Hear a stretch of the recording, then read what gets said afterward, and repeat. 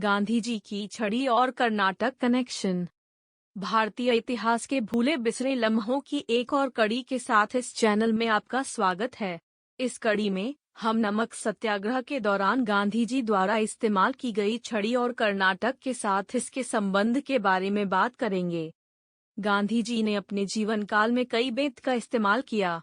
दांडी मार्च में उन्होंने जिस छड़ी का इस्तेमाल किया वह खास थी। यह छड़ी सत्याग्रह का प्रतीक बन गई। यह छड़ी इतनी विशिष्ट थी कि यह गांधी जी की मृत्यु तक उनके कब्जे में रही। इस वॉकिंग स्टिक को नई दिल्ली के राजघाट स्थित राष्ट्रीय गांधी संग्रहालय और पुस्तकालय में प्रदर्शित किया गया है।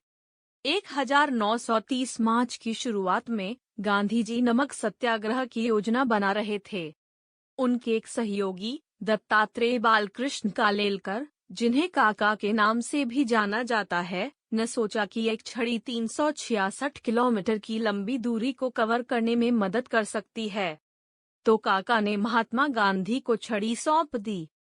यह अनोखी चलने वाली छड़ी 54 इंच ऊंची थी और इसे कर्नाटक के मलनाड क्षेत्र में उगाया गया था।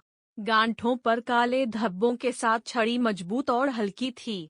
यह छड़ी मूल रूप से प्रसिद्ध कन्नड़ कवि गोविंद पाई की थी। पई एक छोटे से गांव मंजेश्वर के कन्नड़ कवि, लेखक और शोध विद्वान थे। वह गांधीवादी विचारों और दर्शन से प्रभावित थे। मंजेश्वर से वह गांधीवाद का अध्ययन करने के लिए गुजरात के नवसारी चले गए। बाद में उन्होंने गंगानाथ सर्व विद्यालय में प्रवेश लिया।